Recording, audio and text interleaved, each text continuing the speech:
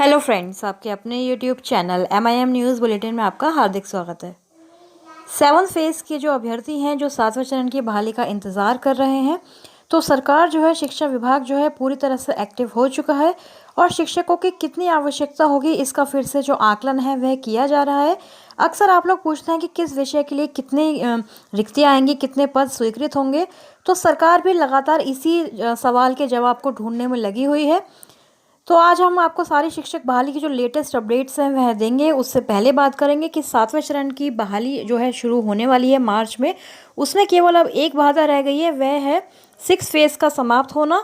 और दूसरी जो इम्पोर्टेंट चीज़ है वह है शेड्यूल की मांग को रेज़ करना, क्योंकि अब सरकार जो है लगातार जो आंकड़े हैं उनको कलेक्ट करने में लगी हुई है।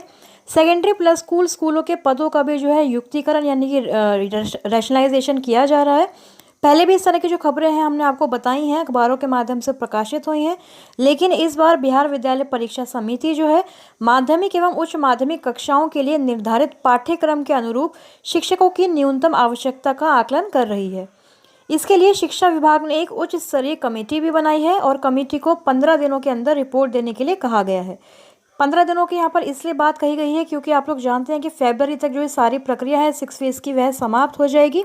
तो सरकार चाहती है कि पूरा जो आंकड़ा है, पूरी जो रिपोर्ट है, पूरी जो डिटेल्स हैं कि किस सब्जेक्ट के लिए किस क्लास में कितने टीचर्स की आवश्यकता है, इसका वह आकलन करके फरवरी 2022 तक की जो रिक्तियां हैं उनको कलेक्ट करे।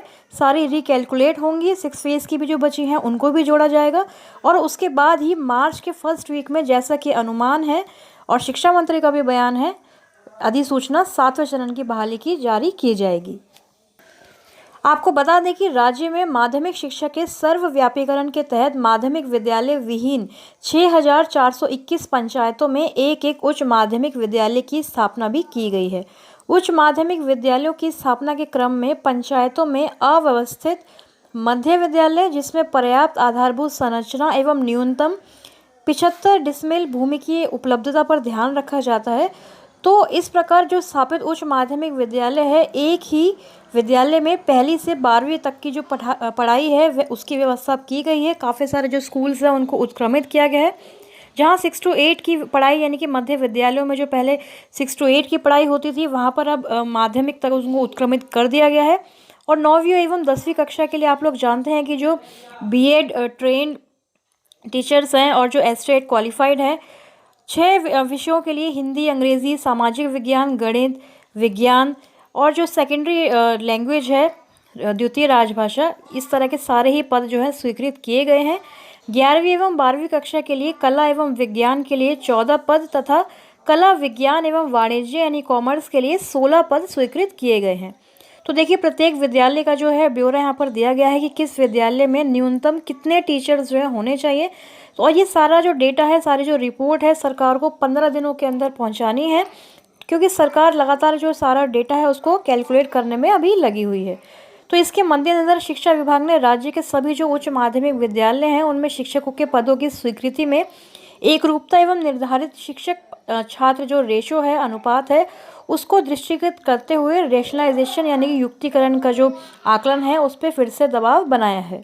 उसकी आवश्यकता महसूस हुई है क्योंकि आप लोग जानते हैं कि उच्च माध्यमिक स्कूलों में निर्धारित जो टीचर और स्टूडेंट का रेशियो है, अनुपात है, वह 1:60 है। तो इसलिए टीचर्स की आवश्यकता बहुत ज़्यादा है माध्यमिक और उच्च माध्यमिक विद्यालयों में। तो जो STET क्वालिफाइड अभ्यर्थी हैं उनको बिल्कुल भी परेशान होने की ज़रूरत नहीं है। केवल सोशल साइंस की अगर बात करें तो उसमें काफ़ी ज़्यादा अभ्यर्थी हैं, अन्य सभी विषयों में सीटों की संख्या बहुत ज़्यादा बढ़ने वाली है और 7th फेज़ में बहुत ज़्यादा बहालियाँ भी सरकार करने के मूड में है।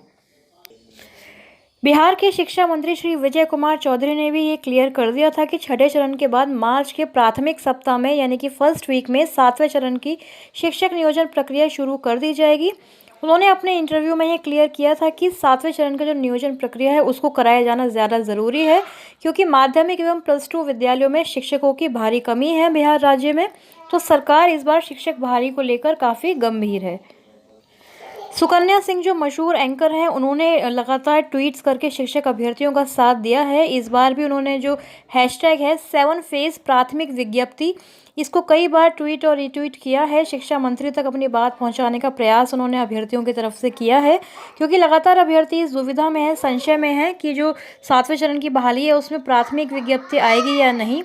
तो इसका भी जो है लगातार दबाव सरकार पर बनाया जाना चाहिए कि 1 to 8 के लिए भी रिक्तियां निकाली जाएं 7 फेज़ में। अब चलते हैं शिक्षक बहाली की खबरों की तरफ। शिक्षक बहाली में आप लोग जानते हैं कि कई जगहों से काउंसलिंग में गड़बड़ी की शिकायतें और नियोजन जो चयन है उनको रद्द करने की बातें आती रही हैं। तो मुजफ्फरपुर ज़िले की पहले एक खबर पर नज़र डालते हैं, जहां लिखा है कि जिला स्कूल में 18-19 को होगी नगर निगम नियोजन इकाइयों की काउंसलिंग। जो अंतिम मेधा सूची है उस पर नियोजन समिति ने मोहर लगा दी है और 18 जनवरी को यहाँ इंग्लिश, हिंदी, संस्कृत, उर्दू विषयों में काउंसलिंग कराई जाएगी। पहली से 5वीं कक्षा में 32 सीट हैं और छठी से 8वीं कक्षा में 14 सीटों पर यहाँ नियोजन किया जाना है। अगली खबर देखेंगे, जहाँ पर प्रकाशित हुआ है जमुई जिले की खबर है। शिक्षक काउंसलिंग में गड़बड़ी करने वालों पर तुरंत ही एक्शन लिया जाएगा, कार्रवाई की जाएगी। 17 तारीख यानी कल से यहाँ पर भी काउंसलिंग की प्रक्रिया स्टार्ट हो रही है। अररिया ज़िले से देखिए, जो काफ़ी चर्चित रहता है ज़िला, जहाँ पे बहुत सारी जो गड़बड़ियों की शिकायतें लगातार आती रही हैं, अररिया हो, मुजफ्फरपुर हो। तो अररिया ज़िले की खबर है कि 83 शिक्षक अभ्यर्थियों का चयन रद्द किया गया है, जिससे काफ़ी खलबली का माहौल है। और जो डीपीओ हैं उनका कहना है कि पैसा व पैरवी के बल पर गलत तरीके से गुरुजी बनने वालों के लिए यह एक सीख है। शिकायत मिलने के बाद यहाँ पर जांच करवाई गई, जिसमें काफ़ी गड़बड़ियाँ पाई गई हैं और अब 83 शिक्षक अभ्यर्थी जो हैं उनका चयन यहाँ पर रद्द कर दिया गया है। समस्तीपुर जिले की बात करें तो नियोजन में सहयोग नहीं देने वाले मुखिया व प्रमुख पर कार्रवाई की जाएगी। यहाँ पर भी प्रारंभिक शिक्षक नियोजन के लिए काउंसलिंग की अधिसूचना को जारी कर दिया गया है। 17-18 तक बहाली की जो काउंसलिंग है वह चलने वाली है।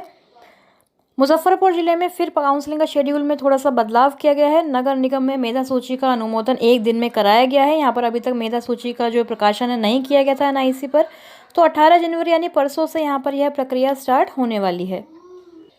छठे चरण के अनेक जो चयनित अभ्यर्थियों के द्वारा यह शिकायत भी की गई है कि चयन के उपरांत जो चयनित सूची है उसमें अनेकों के जो नाम हैं, किसी के फादर्स का नेम, किसी के डेट ऑफ बर्थ में, किसी के मेधा में जो अशुद्धि हो गई है उसकी जांच भी की जाएगी।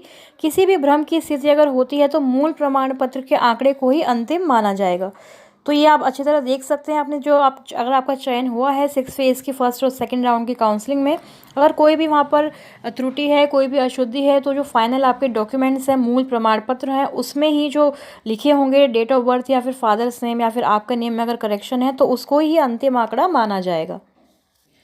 तो फ्रेंड्स, आज की अभी तक की यही सारी अपडेट थी, शिक्षक बहाली की हो या फिर 7वें चरण की शुरुआत की हो, क्योंकि अब लगातार अभ्यर्थी 7 फेज़ का ही इंतज़ार कर रहे हैं। आपको एक बात और बताना चाहेंगे कि किसी भी चंदा चोर के बहकावे में आपको नहीं आना है। कोई भी आपको कितना भी बरगलाए, लेकिन आपको अपनी जेब से 1 रुपया भी किसी को नहीं देना है। हाँ, अगर कोई आंदोलन होते हैं या फिर ट्विटर कैंपेनिंग होती है या सोशल मीडिया पर अन्य तरीके से कोई भी आंदोलन किया जाता है तो उसमें आप लोग ज़रूर सहयोग कर सकते हैं, सपोर्ट कर सकते हैं, लेकिन चंदा के नाम पर किसी को भी 1 रुपया आपको नहीं देना है। अपने विवेक से काम लें। आप सभी टीचर बनेंगे तो आप सब अच्छी तरह से जानते हैं कि कोई आदमी या कोई एक पर्टिकुलर कोई इंडिविजुअल आपके लिए कुछ नहीं कर सकता है। तो अभी के लिए यही सारी अपडेट थी। आगे कोई भी खबर आएगी सबसे पहले उसको प्राप्त करने के लिए MIM न्यूज़ बुलेटिन को सब्सक्राइब ज़रूर कर लें अगर अभी तक नहीं किया है तो। Thank you for watching.